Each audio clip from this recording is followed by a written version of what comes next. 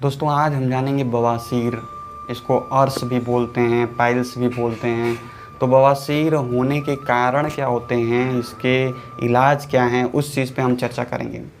बवासीर ये हमारे गुदा द्वार यानी जहाँ से मल निकलता है वहाँ पर मस्से निकल जाते हैं, या वहाँ पर अंगूर टाइप के मस्से निकल जाते हैं, जो क्या करते हैं, बहुत ही ज़्यादा परेशान करते हैं। बहुत ही ज़्यादा दर्द होता है, कभी कभी ब्लीडिंग भी होता है। तो इसके हिसाब से उनको दो प्रकार दे दिया गया है, पहला खूनी बवासीर, दूसरा वादी बवासीर। तो जो खूनी बवासीर होती है उसमें दर्द नहीं होता है, उसमें समय के साथ साथ ब्लीडिंग होती है। और मतलब जब आप तेल या मसाला या फिर कहीं न कहीं बहुत ज़्यादा चलने वाला काम या फिर बहुत ज़्यादा खड़ा रहने वाला काम करते हैं तो वहाँ से ब्लीडिंग होना स्टार्ट होता है, वहाँ से खून निकलता है। लेकिन जो वादी बवासीर होता है उसमें दर्द ज़्यादा होता है, उसमें दर्द ज़्यादा होता है। और लैट्रिन जब करने जाते हैं तो मतलब बैठना भी नहीं बनता है, चल भी नहीं आ पाते हैं। तो इस हिसाब से इसको दो भागों में डिवाइड कर दिया गया है। अब जानते हैं इनको कारण के ऊपर। तो बवासीर हो या कोई भी बीमारी वो एक दिन में नहीं होता है।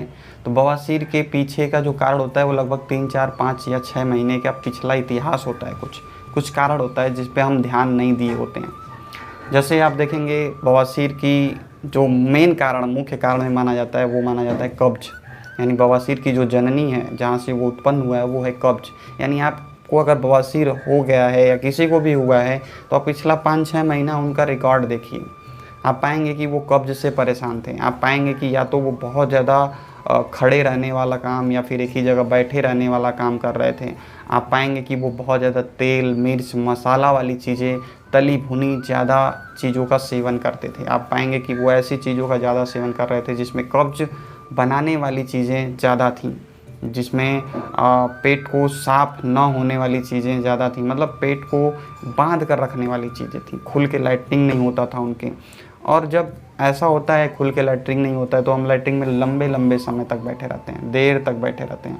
और जब देर तक बैठे रहते हैं तो वहाँ के मांसपेशियों पर दबाव पड़ता है। और साथ ही लैट्रिन आ जाए, हमें जल्दी आ जाए, इसके चक्कर में हम फोर्स लगाते हैं, एक बल लगाते हैं नीचे की तरफ, जिससे वहाँ की जो नसें होती हैं, जो मांसपेशियाँ होती हैं, वो लटकने लगती हैं, वो आकार लेने लगती हैं।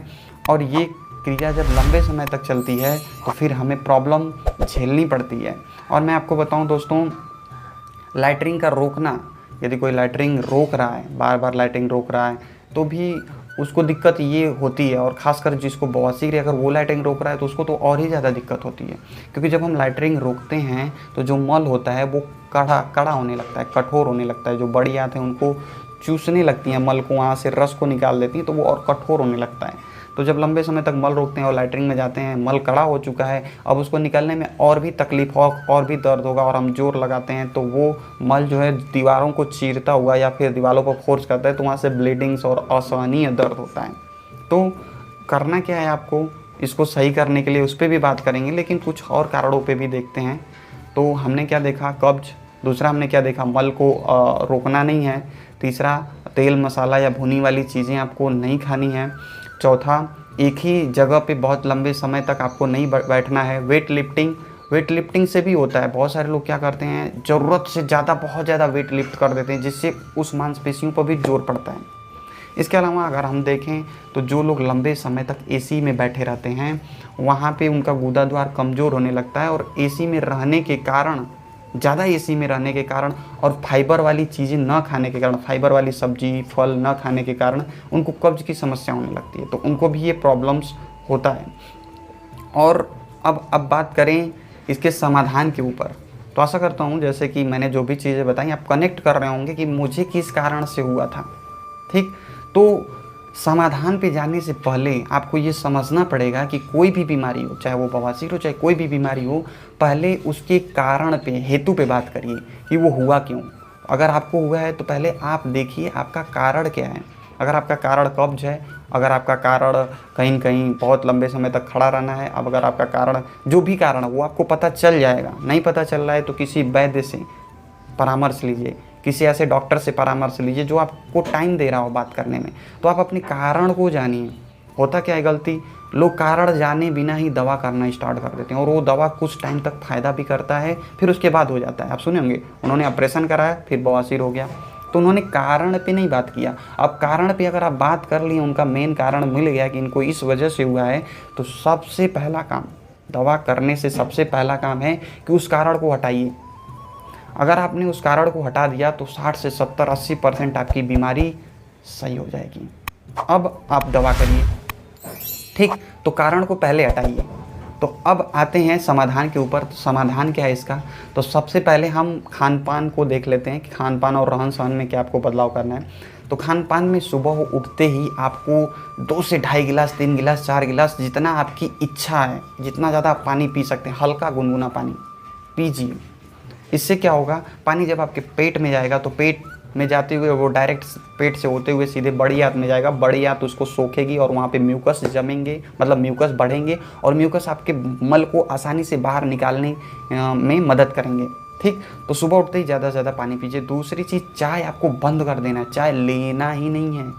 चाय, कॉफ़ी और मसाला वाली चीज़ें, गुटखा और अल्कोहल वगैरह, ये सारी चीज़ें आपको बंद कर देनी है। ये अगर आप ले रहे हैं तो विश्वास मानिए आपकी बवासीर नहीं सही होगी, आपको और भी बीमारियां आगे चल के होंगी, ठीक। पानी आपने पिया, उसके बाद आपको क्या करना है, जब भी खाना खाने जाइए, खाना खाने के दौरान आप देखिए कि उसमें सलाद है कि नहीं है, उसमें कुछ ऐसी फाइबर वाली चीज़ें हैं कि नहीं है जो हमारे मल को आसानी से निकाल सकें, ठीक।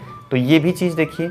तीसरी चीज़, आप खाना खाने के बाद तुरंत पानी ना पीजिए, ठीक। ये भी आपको एक फार्मूला अपनाना है, आयुर्वेद का फार्मूला है। तो आपको खाना खाने के लगभग 45 मिनट, 1 घंटे बाद पानी पीजिए, यही पहले भी करिए, ठीक। इसके अलावा आप कहीं न कहीं चांगेरी का पत्ता, चांगेरी बचपन में हम लोग ये खाते थे, इसको 3 पत्तियाँ भी बोलते हैं, और जहाँ पे पानी वगैरह ज़्यादा होता है वहाँ पे ये होता है। स्क्रीन में पीछे आपको दिख जाएगा। ये मिर्च होता है ना, वो पतली छोटी मिर्च की जैसा होता है, 3 पत्तियाँ होता है, उसमें पीला पीला कभी कभार फूल भी खिलता है। इसको जब हम खाते हैं तो ये खट्टा लगता है। तो आपको मैं बताऊं, ये बहुत ज़्यादा, इसमें विटामिन, प्रोटीन भी होता है, कैल्शियम, मैग्नीशियम भी होता है। तो इसको क्या करना है, इसको पेस्ट बना करके आपको अपने जो मस्सा है उस पर लगाना है। थोड़ा सा जलन हो सकती है, लेकिन इसको जब आप लगाएंगे तो वो मस्सा धीरे धीरे निकलना स्टार्ट होगा। इस चांगेरी का तेल भी आता है, चांगेरी का रस भी आता है, तो उसको भी आप यूज कर सकते हैं, लेकिन डायरेक्ट प्रकृति से लेंगे तो वो आपके लिए अच्छा होगा। दूसरी चीज़ जो आपको करनी है वो है नारियल की जटा और पीपल की छाल, इन दोनों को जला करके जो भस्म तैयार होगी उसको चाल करके उसको आपको खाली पेट आधे चम्मच छाछ के साथ लेना है, ठीक। इसको आप कर सकते हैं। और एक चीज़ आप कर सकते हैं कि आप अपने खान पान को सही रखते हुए, खान पान तो सही रखना ही है, खान पान को सही रखते हुए आप किसी वैद्य से संपर्क कर सकते हैं जो आपके बॉडी टाइप के अनुसार, जो आपके खान पान, आपके रहन सहन और आपके पहले की गलतियों के अनुसार वो आपको इलाज बताएगा। अगर आपके पास कोई ऐसा वैद्य है तो उनसे ज़रूर मिलिए। अगर नहीं है तो मैं आपको इंस्टाग्राम का अपना पेज दे दूंगा, वहाँ पे आके आप मैसेज कर सकते हैं। वहाँ से मैं आपको वैद्य से कांटेक्ट करा सकता हूँ जो आपको फ्री में कंसल्टेशन देंगे, आपको बताएंगे आपको करना क्या है। तो आशा करता हूँ इस वीडियो से आपको बहुत सारी जानकारी मिली होगी, और मुझे बस ऐसे लोगों की मदद करना है जो आज स्वस्थ नहीं हैं और अपने स्वास्थ्य की तरफ बढ़ना चाहते हैं, लेकिन वो कुछ न कुछ गलतियाँ कर रहे हैं। तो धन्यवाद दोस्तों, मिलते हैं अगले वीडियो में।